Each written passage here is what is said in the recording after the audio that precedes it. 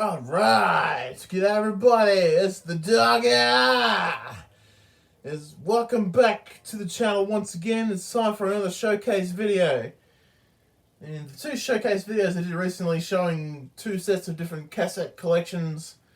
Recently I noticed that my AC/DC cassette collection got some reasonable views. So I think it's now time to show off my AC/DC LP collection. This will be the first part in a series of several parts, at least probably 3 or 4 at the most, I reckon. I'm not so sure how many parts at this particular point, so let's begin right from the very beginning. 1975, the year is, and AC/DC released, of course, their first album, High Voltage. I'm sure very many Australians are familiar with this album, of course. And we've got the dog doing you-know-what up against the power box. And we have the rear cover, which is not shown very often. There is the track listing. And we have several pictures of Angus, Malcolm, and Bon. I'd say these are from late 74. Right. Let's pull out the record itself now. This is a slightly later variant than some of the ones usually seen, with the corrected credit on Baby Please Don't Go. As you can see, it says Joe Williams, which is, of course, the correct credit. And I've decided to leave these in their plastic sleeves. Again, apologies if you can't read the text, I'm just showing the labels. Okay, that is indeed the original pressing. The second of at least 3 variants that I am aware of, including an extremely rare misprint where most of the text is missing. Okay, up next is, of course, TNT, which we all know was released on December 1st, 1975. Australian album again. Apologies for not being able to show the entire front cover. I can only do so much. This particular variant is, of course, the original with a misprinted sleeve and a white sticker on the back that covers up the incorrect track listing. And the sticker shows the correct track listing. Not very many of these ones getting around nowadays. The sleeve was reprinted, I'd say, at the very beginning of 1976 with the correct track listing. And now we show the label. There's the kangaroo, of course, holding a sign that says Australian Recording. And side 2 has got a slightly different credit for school days. It actually says Chuck Berry instead of C. Berry, like it does on later issues of the album.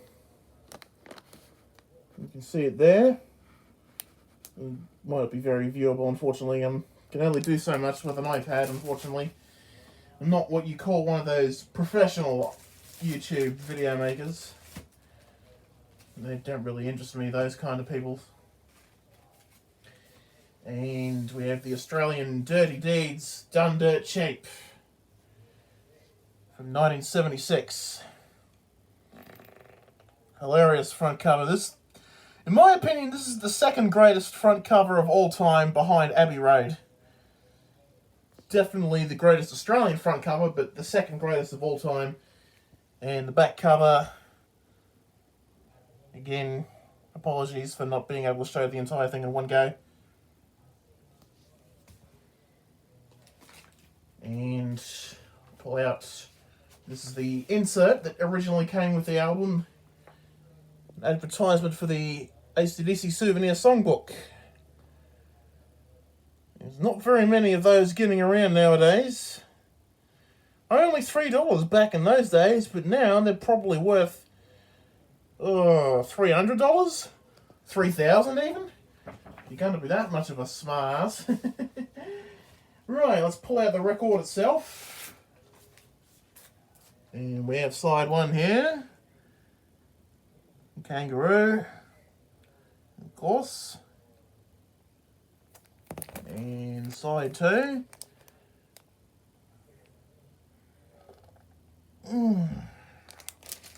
bit hard on the arms here. Okay, now we move forward again. Let There Be Rock. Another great album. Australian front cover, of course. Let There Be Rock, with its rather plain looking text. And the back cover showing the track listing and the catalogue number, of course. Albert Productions. And, well, I'm sure you've all seen the gatefold, but then again, if you haven't, unfortunately, I'm not going to show all that. Got the record itself, side 1 label, with a slightly different kangaroo. I believe this particular redesign of the kangaroo was only used on this album, as well as the debut album by The Angels, which was released a little later in the year.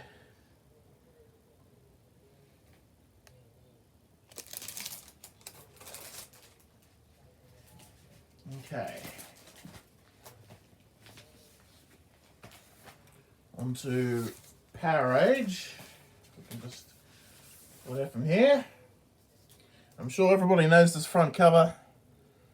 Lately people have been saying this is the greatest of the Bon Scott era. It's often between that and Highway to Hell. Personally, I prefer Powerage over Highway to Hell. As you can see here, the Kangaroo was discontinued in 1977.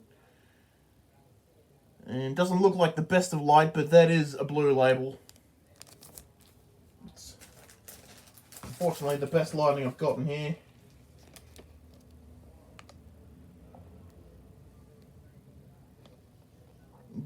Can also look similar to the black and yellow reissue that came from about 1980. But this is indeed the original. Not very many of these getting around now.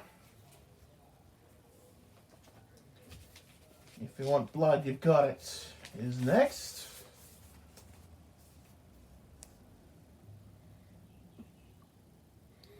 Unique thing about the Australian cover is that there's an Albert Productions logo on the left-hand bottom corner. Bit of an oddity, really.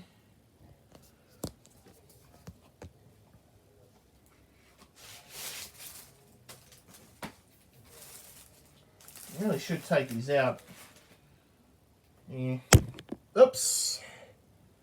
Again, not the best light, unfortunately, so it may look as though it's the black, but it really is the blue. It's just poor lighting in this bedroom here. It's only really the only part of the house where I can show these off. And again, I bumped the iPad. Look at me, I'm so much of an amateur. I'm bloody pathetic. Okay. Now we move on to Highway to Hell. Of course, the Australian front cover is vastly different from those outside of Australia. As you can see, we've got the flames and this bass guitar neck, I guess. Otherwise, it's the same image.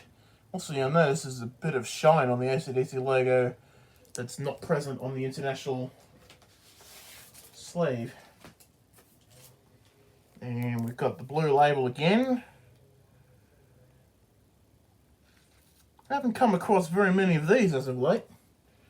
And again, I've not really come across very many copies of Highway to Hell at all, really.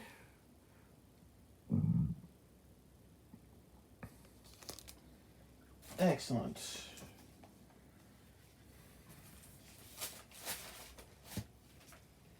And this next album needs no introduction. I'm sure very many people know this one.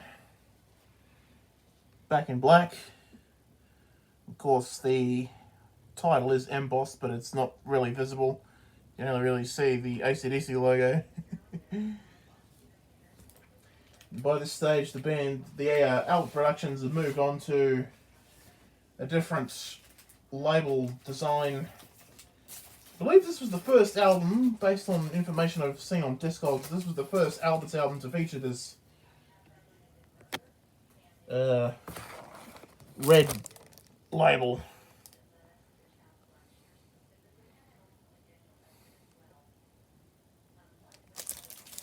Not a bad design, definitely different for 1980, and this design would be used for a couple of years.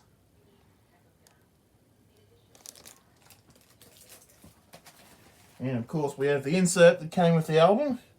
This is a first edition insert which opens out kind of like a gatefold. As you can see here, it opens out like this. It was also issued with an envelope style gatefold insert, that is. And we've got the text there as well. Do your best to pause it. My arm's a bit sore now trying to do all this. Can only do it so fast.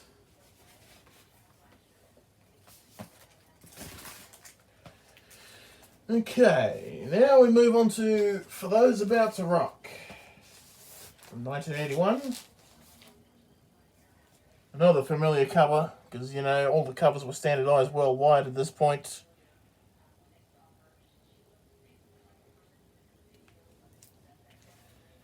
And, of course, we have an insert again. This was for the Volume 1 box set of the Australian albums that was released the same year. Bit of mould on the actual insert itself. You can see some of these inserts in most copies of the original releases For Those About to Rock. And we can see this red and yellow label was used again.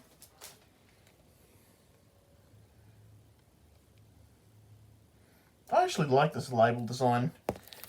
EMI New Zealand did continue to use a similar design up until at least 1986 or so, when they eventually stopped pressing records there and started importing them from here in Australia.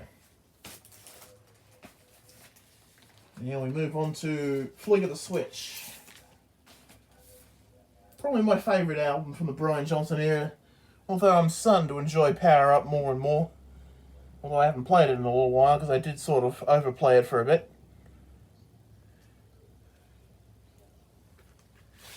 This one comes with an insert as well, with simple white background with black text, kind of the reverse of the insert of Back in Black. And a slightly different red label was used here.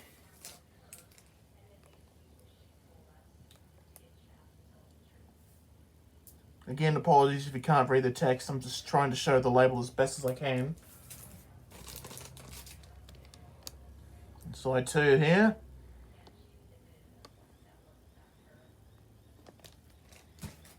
Excellent. Now, move forward once again to Fly on the Wall.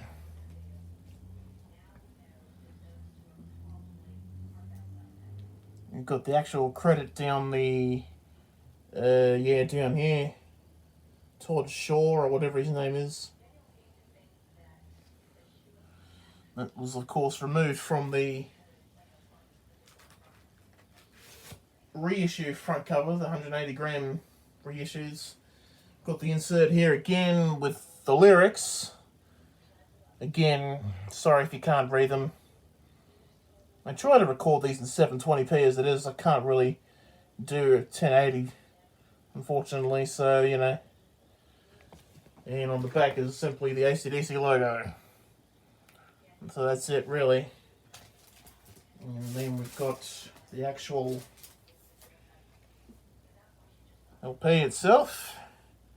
Same label design as what was used for Flick of the Switch 2 years earlier. And side 2 here.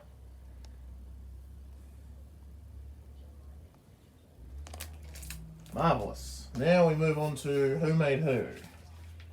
Another great album. Another great album cover too. Even if it does look a bit dull, sort of. Again, you've got the whole album cover here. And different text, but otherwise it's pretty much a similar label again. Again, apologies if you can't read it. Sorry very much.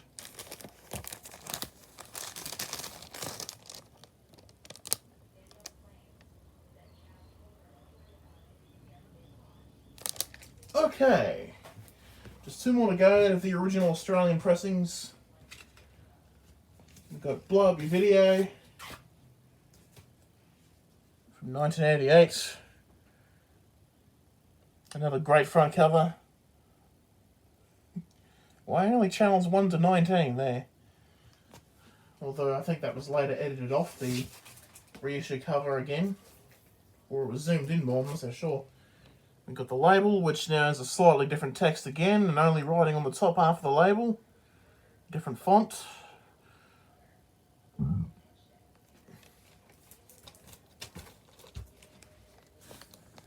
Slide 2.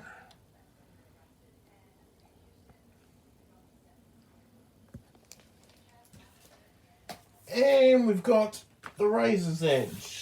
This is the last of the original Australian pressings released in 1990. Before EMI, well actually by this stage they moved to CBS pressing, I believe. Everyone knows this cover. You know, again, different font again. And the writing's down the bottom.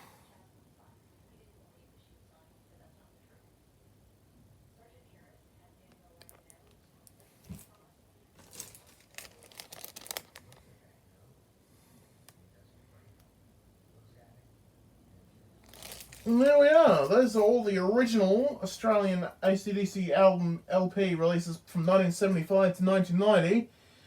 Probably up next will be some of the international pressings that I own. Thank you very much for watching this video. Of course, you know what to do. Be sure to leave a like and comment if you enjoy what you see.